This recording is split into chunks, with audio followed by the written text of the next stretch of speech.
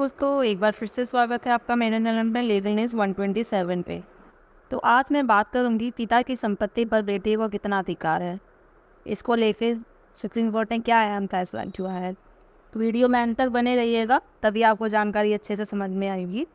और हाँ, अगर आप मेरे चैनल पर नए हैं तो मेरे चैनल को सब्सक्राइब करिए, लाइक करिए, ज़्यादा से ज़्यादा लोगों तक शेयर करिए ताकि और भी लोगों को ये सारी जानकारी मिल सके। तो चलिए चलते हैं अपने टॉपिक की ओर। भारत में पिता की संपत्ति के विभाजन को लेकर अलग अलग कानून हैं। जानकारी के अभाव व बंटवारा न होने की स्थिति में ये हमेशा विवाद का मुद्दा बना रहता है। पिता की संपत्ति पर बेटियों के अधिकार से संबंधित क्या प्रावधान है, इसको लेकर बहुत से लोगों में जानकारी का अभाव रहता है। खासकर महिलाओं को इसकी कम जानकारी होती है। बहुत सी महिला ये मानकर चलती हैं कि इस संपत्ति से उनका कुछ भी लेना देना नहीं है।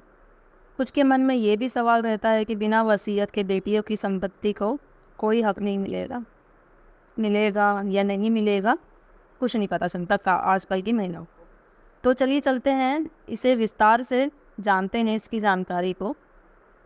दरअसल कोर्ट ने एक अहम फैसले में कहा है कि यदि किसी हिंदू व्यक्ति की बगैर वसीयत किए मृत्यु हो जाती है तो उसकी स्वयं अर्जित व अन्य संपत्तियों में उसकी बेटियों को भी हक मिलेगा।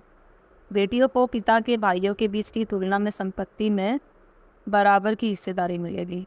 शीर्ष कोर्ट ने यह फैसला हिंदू महिलाओं व विधवाओं के उत्तराधिकारी कानून में संपत्तियों के अधिकार को लेकर दिया है। बता दें कि इस फैसले में सुप्रीम कोर्ट ने कहा है कि यदि कोई हिंदू व्यक्ति बगैर वसीयत किए मर जाता है तो उसकी स्वयं अर्जित संपत्ति या पारिवारिक विरासत में मिली संपत्ति में बेटियों की हिस्सेदारी रहेगी। जानकारी के लिए मैं ये भी बात बता दूं कि आपको कि बेटियों को मृत पिता के भाइयों के बीच की तुलना में संपत्ति में बराबर की हिस्सेदारी दी जाएगी। मृत पिता की संपत्ति का बंटवारा उसके बच्चे द्वारा आपस में किया जाएगा। बता दें कि जस्टिन एस अब्दुल नज़ीर व जस्टिन किशन मुरारी की पीठ ने 51 पृष्ठों के फैसले में ये बात कही है।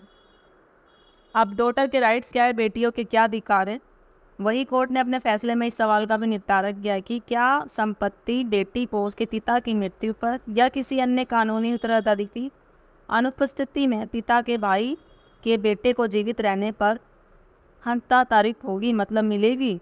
इस बात पर सुप्रीम कोर्ट ने कहा है कि पिता स्वयं अर्जित या पारिवारिक रूप से मिली संपत्ति में किसी विधवा या बेटी का हक न केवल पुराने परंपरागत हिंदू कानूनों में बल्कि विभिन्न न्यायिक फैसलों में भी कायम रखा गया है।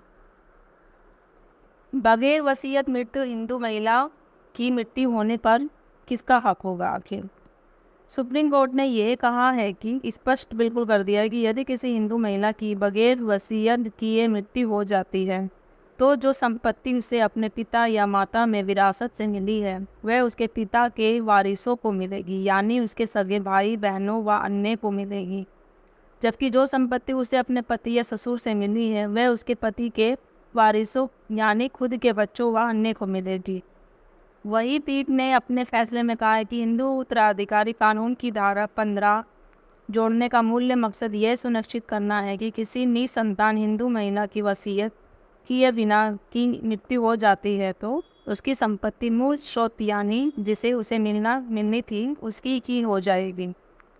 सुप्रीम कोर्ट ने यह भी फैसला किया है कि मद्रास हाई कोर्ट के फैसले के खिलाफ दायर अपील पर सुनाया है कि दरअसल हाई कोर्ट ने बेटियों के संपत्ति पर दावे को खारिज कर दिया था। वही शीर्ष कोर्ट ने कहा है कि इस मामले में चूंकि विचाराधीन संपत्ति एक पिता की स्वयं अर्जित संपत्ति थी, इसलिए ये उसकी एकमात्र जीवित बेटी को ही विरासत में मिलेगी।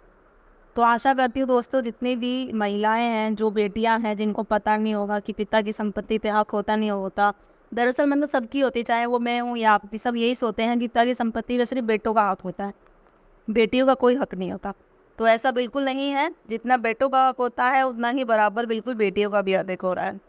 तो बस मैं ये वीडियो में यही बताना चाह रही थी कि आपको पता होना चाहिए कि कितना हक होता है और होता नहीं होता। बहुत सही महिलाओं को पता नहीं होता है। तो आशा करती हूँ आप सबको पता चल गया होगा और मेरी वीडियो को ज़्यादा से ज़्यादा शेयर करें। जिन्हें नहीं भी बात पता होगी, अवेयरनेस फैलाना है, मेन चीज़ें जिसको नहीं पता है वो इस वीडियो में बताना चाह रही थी मैं। तो जल्दी मिलती हूँ मैं अपनी नेक्स्ट वीडियो में, तब तक के लिए थैंक यू।